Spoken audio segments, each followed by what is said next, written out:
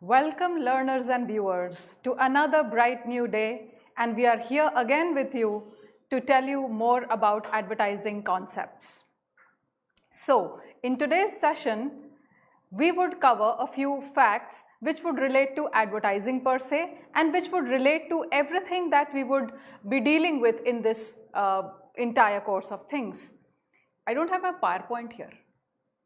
So now while we are discussing what we have to cover in advertising, the first few things that will be a part of the session will be what is advertising.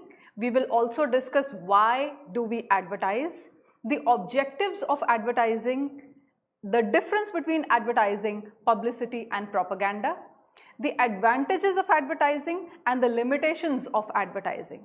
So ideally this session has been designed primarily for all of us who are not very well aware of how advertising works, what is the basic of advertising and how do we proceed from learning the ABCs of advertising.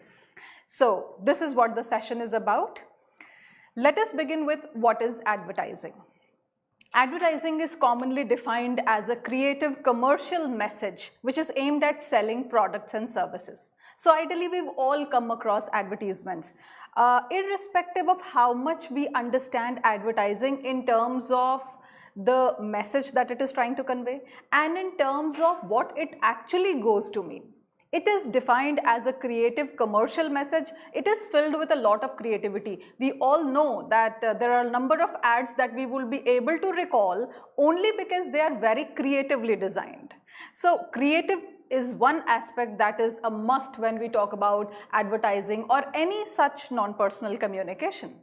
It is commercial because it is aimed at selling products and services, it is aimed at propelling brands, and it is aimed at defining what a brand is all about.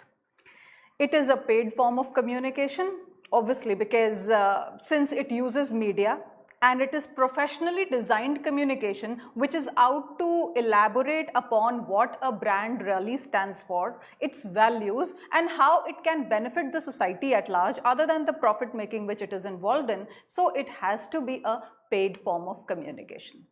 Also, it is a non-personal communication. It is about products and ideas, it is about services, about everything that sells and everything from which a company or an organization can derive some profit and everything which can benefit the society at large. And it is done by an identified sponsor. So without revealing your identity, nobody advertises. Because the very idea of advertising is that we want to make our presence felt in a market which is loaded with information, which has too much of competition and in which we have to strategize to reach out to the correct target audience. So it has to be done by an identified sponsor. It is done always through media, in this case the mass media. We all know, we've all seen various newspaper ads, TV commercials, we've heard radio jingles, we've also seen a lot of ads on our Facebook and other social media. So ideally, it makes use of media as a vehicle to propagate its message onto the audiences. Then it is done to purchase or influence behavior. It is done to purchase or influence behavior means, say for example, currently a person is using a health drink X and you would want the person to start using another health drink Y. So for that, the kind of purposive communication that you design and the kind of media approaches it and the way it is able to create an influence will decide whether this person is going to shift his or her loyalties from brand X to brand Y. So it is basically the ideal situation is that it is able to influence the behavior of the audiences and it is done in a manner to induce purchase. So when we talk about media helping in rising consumerism, which is not really identified as a very positive way of looking at things when we look at it from the point of view of society, though economists would think differently. But it is a way, it is a very potent vehicle, a very potent means, this advertising, which is able to induce purchase amongst people. So we know there are a plethora of things which are available in the market, out of which, just because we're browsing through on Amazon or on any other Flipkart or any other such website, we think that a certain thing that we've come across can be of use for us and suits our pockets, we go ahead and purchase it. So basically, what is advertising doing? It is bringing across the windows of products to us. And in every window, there is a variety. So which will help you to, make a purchase decision and which will attract you to make a purchase decision. So now let us try and understand, why do we advertise? Though it is quite plain and clear when I told you about when I introduced the concept of advertising to you, but yet only to enumerate upon a few points. We advertise because there is always a need to complete the economic cycle. Which is this economic cycle? The cycle of production, distribution, consumption, reproduction, and then again the cycle continues. So in order to complete the economic cycle, why is it that in this situation of corona breakdown where everybody is confined to their homes, why is it that the economic standards of a country have been coming down? It is because of this, because people are not available. So when there is no production happening, there is no consumption happening, or consumption is restricted because reach of brands to the customers is restricted. The economy of a country will come down. So in order to complete the economic cycle and in order that production, distribution, consumption keeps taking place in a cyclic manner, it is important that we advertise, because only through advertisements do we get to know what else is available. Say for example, you've been using a certain brand air conditioner or refrigerator for a long time, and now when you're out to purchase a few years later another product in the same product category, you would want to know what all is on offer for you to make the right choice. So here it helps you complete the economic cycle. Advertising brings you that information. Production isn't complete without consumption. If we keep producing more than a certain quantity and it is not getting consumed, it will all be wasted. Consumption is dependent on awareness of a product in the market. How much do we consume, or what is the variety available is known to us only through publicity and advertisements. The gap is filled by advertising, and it helps in drawing attention. How creatively a communication is made and the way it is placed, the right timing with which it is placed in front of the audiences decides whether they are able to draw our attention or not. All times are not suitable to reach all sorts of audiences.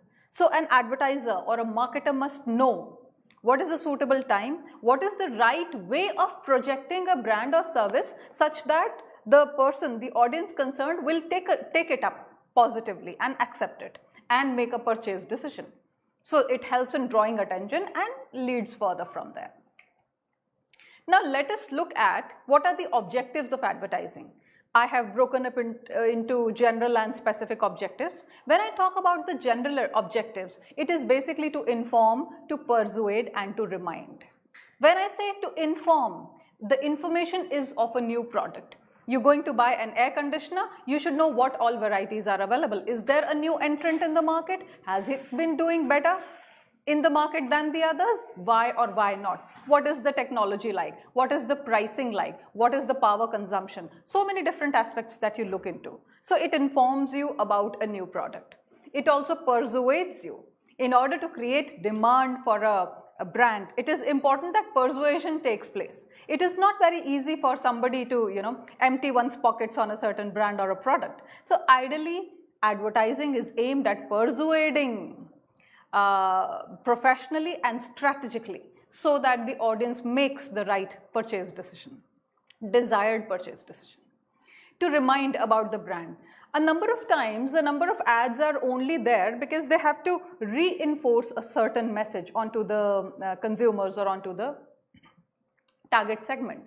So you have to keep reminding people that you exist, because there's a whole umbrella of items available. There are so many alternatives available. There are so many product category competitions going on. So ideally, you have to keep reminding that you exist and you are there for the audience, and that the customer will be very happy and pleased to buy your product. So that reminding part is also a general objective of advertising.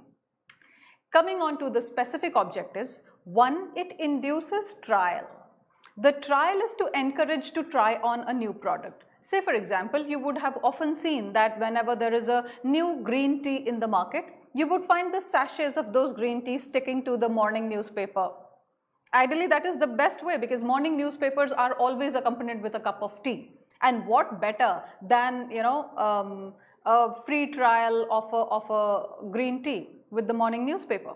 So ideally, it induces trial. Secondly, it intensifies the usage. It gets a new target segment to start using a product. So say for example, this is very prevalent in case of mobiles because the competition is really hard and technology gets outdated very fast. You have new models coming in all the time. So in order to intensify the usage, there is a certain a push strategy which is used so that the target segment starts using the product and starts getting acquainted with the product, and then it should become a habit so that the audience does not leave it. Then sustaining preference is another specific objective, which is to maintain your market share. Say for example, you have built a certain kind of business volume with your product or service. You would like to maintain it in order to assure that that kind of a profit keeps coming to your organization on a routine basis. So you have to maintain the market share. This is called sustaining the preference for a brand, which can be a product or a service. Then you have to confirm the image. Image retention is important. Say for example, let us talk about Amul. Amul is seen as a brand which reflects the sensitivity and the feeling of the nation. So every time you look at a Amul ad in a newspaper, I'm not talking about the pamphlets and all which are totally product oriented. When I talk about image, you would see that a little ad appearing in the newspaper and how it reflects the values that Amul stands for and the way it identifies with the sentiments of the nation. So this is the image retention. You have created an image for yourself that Amul belongs to India and it respects Indianness, and then you try to retain that image in the eyes of the audiences. The next is changing habits of buying or consumption. Advertising also helps in changing habits because say for example, a new technology comes up. Ideally, we had those button phones and now we are on to smartphones and touch screens and all other different technologies are there. So you have changed your habit as a consumer from using button phones to using smartphones, touch screens. So this change in habit is also induced primarily by advertising. Of course, it happens only when you start using something over a period of time, but the initial introduction, the initial usage comes to you through that primary information which advertisement gets you. Then you are also able to build a line of acceptance for the entire range of brands. When we say entire range of brands, a brand has many verticals. The same company may be making television sets, could also be making ACs, could also be making washing machines and refrigerators. So each of these consumer durable is a vertical in itself. So it helps you build a line of acceptance for the entire range of brands. So this, one advertisement could be exclusively focused on, say for example, ACs if winters are approaching, or refrigerators. It can also in totality talk about the umbrella concern, the brand in itself. So that is called brand advertising. So it can be related to product, which is product advertising. It can be related to the brand, and it helps you build a line of acceptance. Say for example, Tata. We know Tata is into so many verticals. Tata is into automobiles, Tata is into salt, Tata is into so many different things.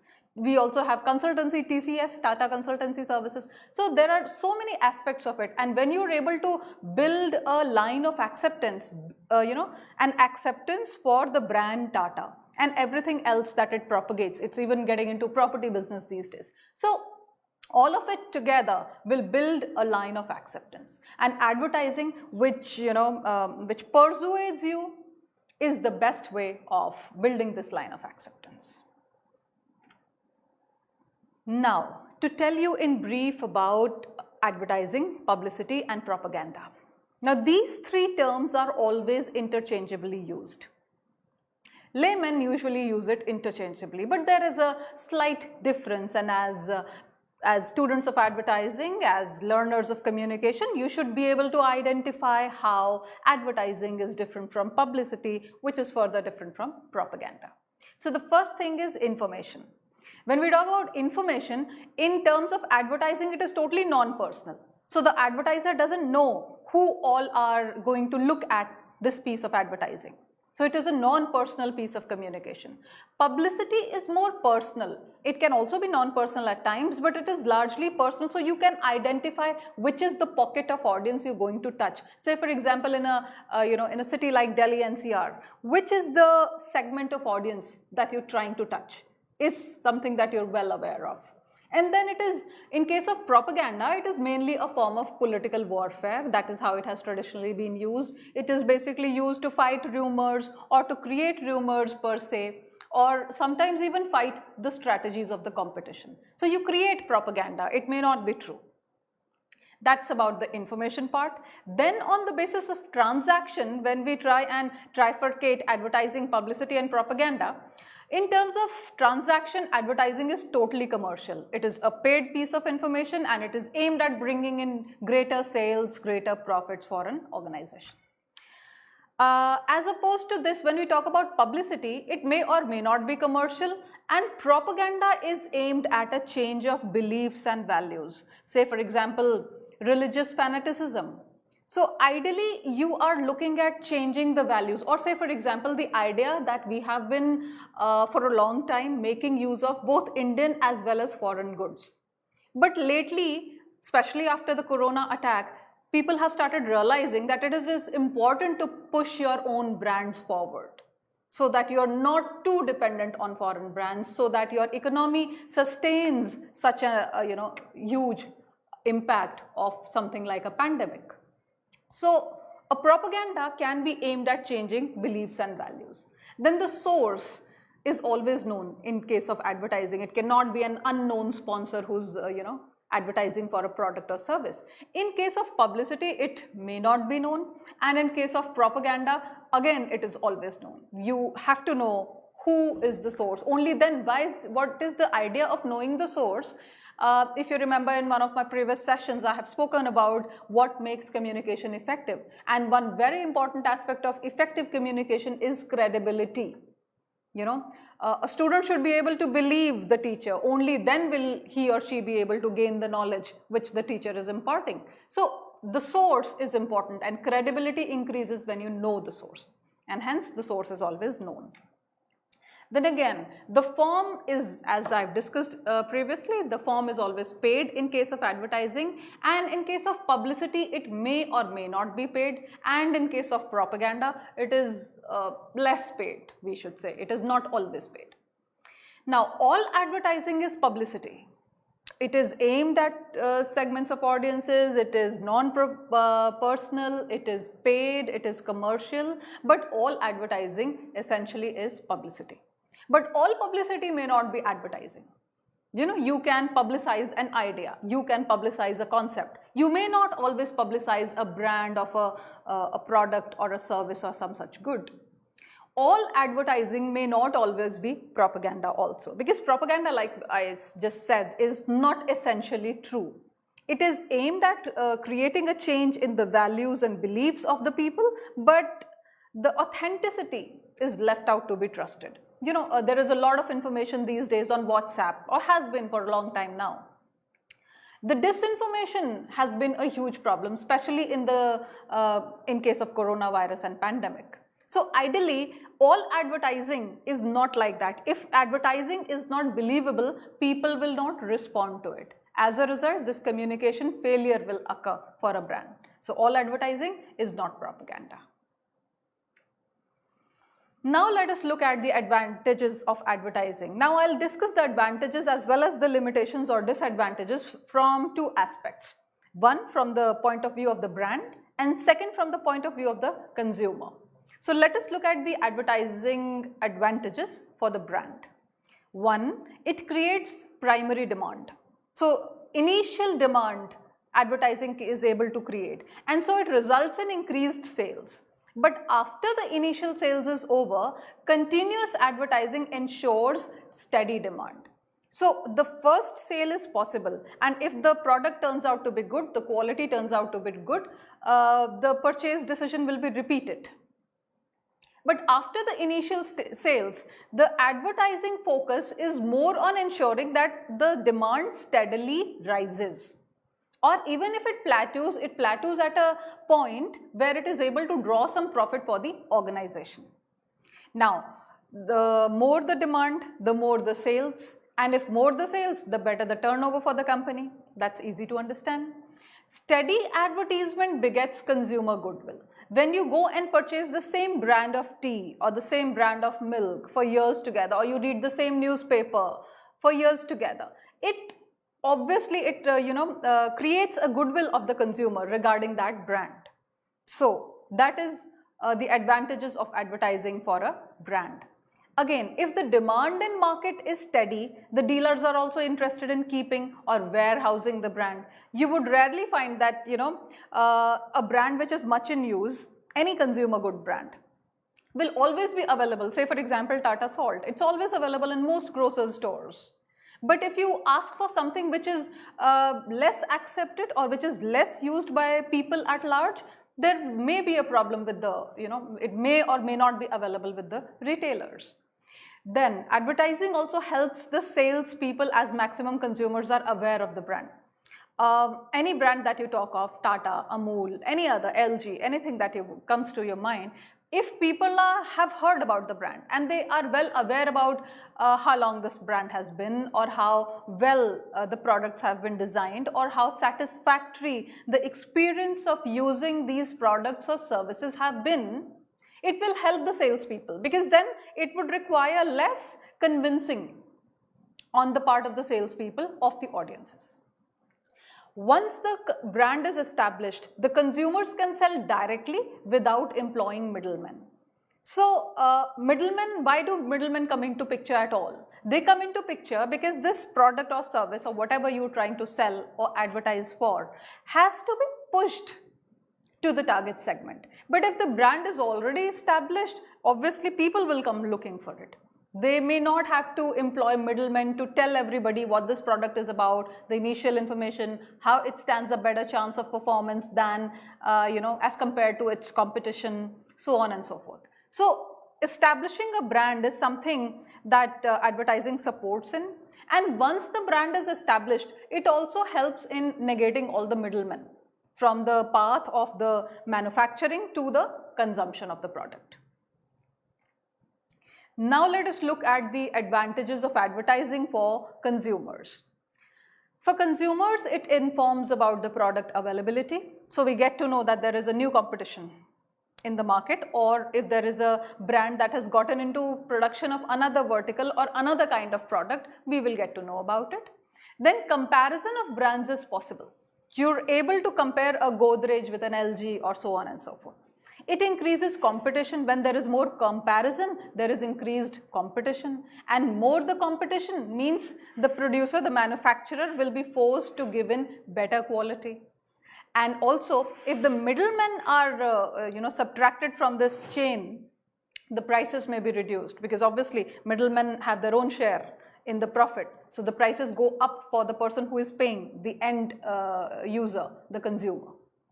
Then if well informed, it also helps in saving time and making the purchase decision. Often we will see that whenever we are out to purchase a consumer durable, we would always spend a lot of time researching, referring over to friends and people who have been using it, and then making a decision, which takes a lot of time. But if people are well informed, if the end user, the consumer, is well informed, it saves time in terms of making the purchase decision.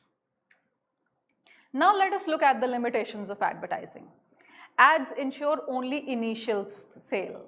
Now, if a product hasn't been designed well or the quality is not good enough, advertisement cannot guarantee sale a second time. A person can be fooled once, not every time. Then advertising can persuade. It cannot compel you to make the purchase decision. Persuasion has to be strong enough, and that is the point where the task, the objective of advertising finishes off. It is always a one-way communication, so there is no scope for feedback. Like in my initial sessions on communication, I had said that effective feedback means, effective communication means you should be able to receive a feedback. But in this case, the source is not able to receive a feedback. He or she has given out certain kind of communication through certain media, and that is it. You have received it as a consumer, you're not able to give a feedback. That is a limitation of this form of communication. Then it can be more exaggerated. We all know ads are not 100% true. There is always some bit of exaggeration involved. So they can be less believable. There can be a factor of distrust that comes from the end user. Now, what are the limitations for consumers? This is the last bit of this session. In case of wrong purchase, there can be cases of wrong purchase or unnecessary purchase or confusion. Like when you browse through the products that are available on your app, the Amazon app, you will see that there is a plethora of products that are available. And a number of times you would just chance upon a product or a service which you would think that can be of use to you. And then you would make a purchase decision.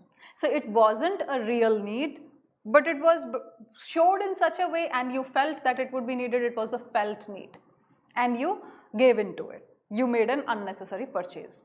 A number of times there can also be confusion about the information that you need in order to make a purchase decision about a product, and there can also be a wrong purchase. Advertising costs add to product costs. Advertising, like I said, it is a very professional kind of communication, it is strategic kind of communication, and obviously it incurs cost. So because the success or failure of this communication and the brand will be dependent upon how well researched the communication is and how well you've designed the message and whether it reaches the audiences at the right time and in the right place or not.